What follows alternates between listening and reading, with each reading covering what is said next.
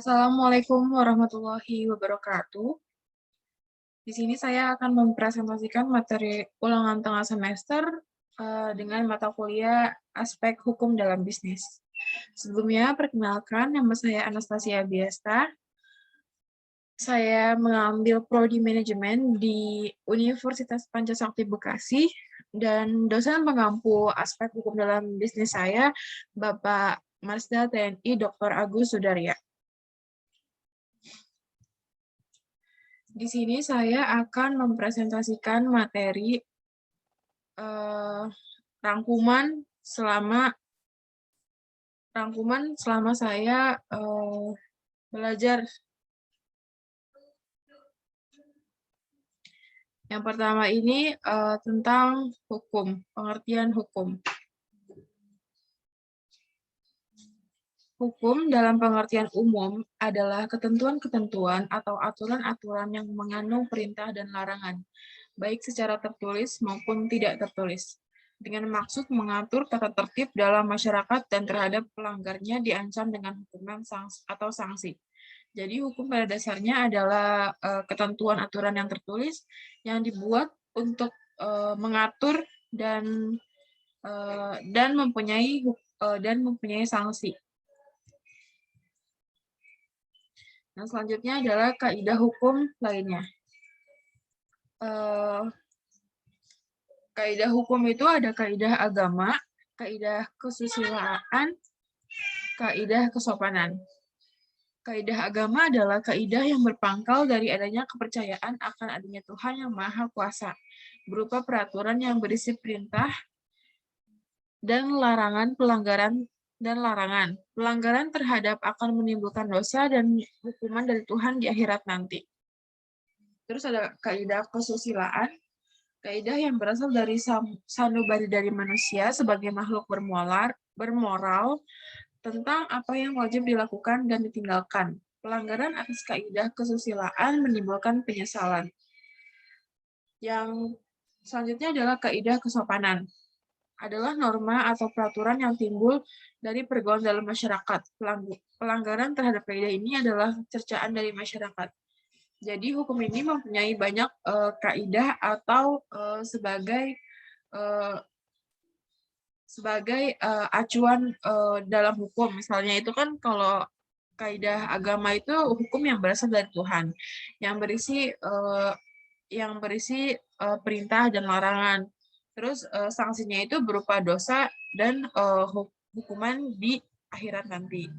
Sementara kalau kaidah kesusilaan itu ya yang berasal dari moral manusia, apa yang kita lakukan selama kita bermasyarakat, terus apa saja pelanggaran-pelanggaran yang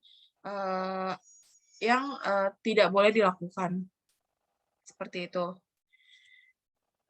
Yang kaidah kesopanannya itu norma yang timbul, jadi dalam masyarakat itu kan mereka saling berinteraksi.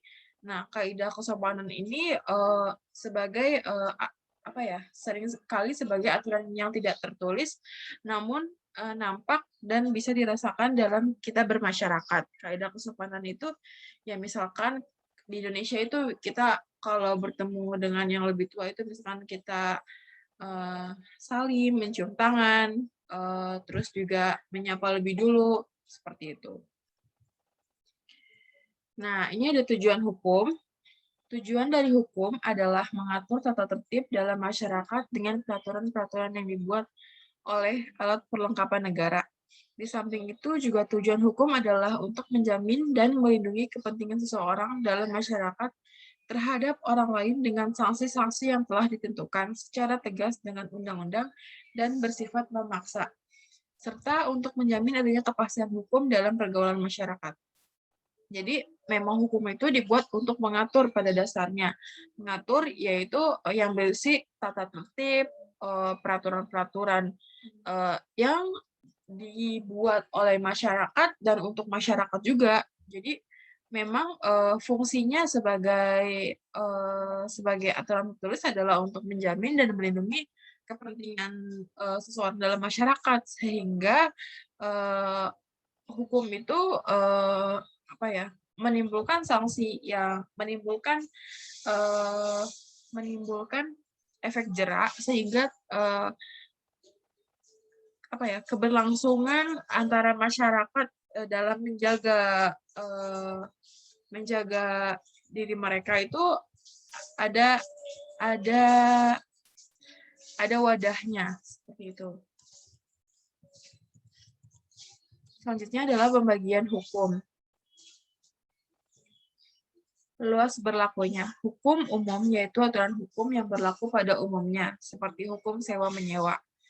Yang kedua adalah hukum khusus, yaitu aturan hukum yang berlaku untuk hal-hal yang khusus saja, seperti aturan sewa-menyewa rumah. Jadi hukum itu hukum itu ada jangkauannya, yaitu hukum umum dan juga hukum khusus. Jadi kita sendiri yang bisa menentukan entah itu hukum umum atau hukum khusus yang akan kita lakukan. Terus sifat hukum. Sifat hukum yaitu yang satu memaksa. Aturan hukum yang tidak dapat dikesampingkan oleh perjanjian antara kedua belah pihak atau aturan yang harus diikuti oleh para pihak. Contoh, pasal 147 KUHP menentukan bahwa perjanjian perkawinan harus dibuat dengan akta notaris. Nah, ini kan memang memaksa ya, harus dengan dibuatnya akta, dan sebagai juga ya kalau nggak bisa ya kalau nggak ada ya nggak bisa gitu. Memang sifatnya memaksa dan sebagai acuan masyarakat. Hukum pelengkap atau pengatur yaitu aturan hukum yang dapat dikesampingkan atau hanya memberi pedoman saja bagi para pihak yang mengadakan perjanjian sepanjang para pihak tidak mengaturnya. Contoh pasal 1477 KUHP Perdata bahwa penyerahan barang harus terjadi di mana barang tersebut terletak pada penjualan, tetapi para pihak boleh menentukan lain. Jadi kan tadi kan ada yang memaksa juga, ada yang pelengkap. Maksudnya pelengkap di sini adalah boleh dilaksanakan, boleh tidak. Yang contohnya ini penyerahan barang harus terjadi di mana barang tersebut terletak pada penjualan, tetapi para pihak boleh menentukan yang lain. Jadi kita sendiri yang mau menentukan apakah kita menyesuaikan dengan hukum yang mana. Selanjutnya adalah pembagian hukum.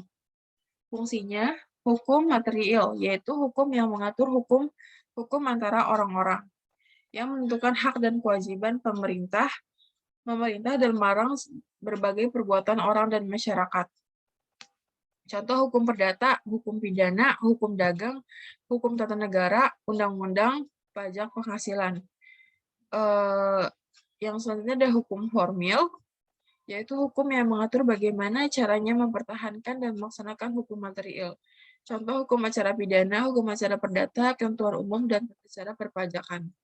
Jadi keduanya ini saling melengkapi, material dan hukum formil. Nah, selanjutnya adalah pembagian hukum. Hukum publik, yaitu hukum yang mengatur kepentingan umum atau hukum yang mengatur hubungan hukum antar negara dengan perseorangan atau hubungan hukum antara negara dengan alat pelengkapnya. Contoh yaitu hukum tata negara, hukum pidana, sama hukum pajak. Terus ada juga hukum privat, yaitu hukum yang mengatur kepentingan perorangan atau antar pribadi atau antar orang yang satu dengan orang lainnya. Hukum privat disebut juga dengan hukum perdata. Sedangkan hukum dagang adalah merupakan bagian khusus dari hukum perdata. Lex specialis derogat lex generalis, yang artinya peraturan khusus lebih diutamakan daripada peraturan umum. Atau dengan kata lain, jika sesuatu tidak atau belum diatur dalam peraturan khusus, maka yang akan berlaku ketentuan yang diatur dalam peraturan umum. Jadi yang didahulukan pertama itu hukum khusus, dan selanjutnya itu peraturan umum.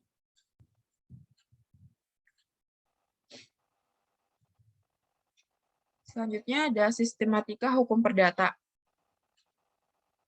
Ini ada sistematika hukum perdata menurut ilmu hukum, yaitu tentang hukum tentang diri seorang, ada juga hukum kekeluargaan, hukum kekayaan, selanjutnya hukum warisan.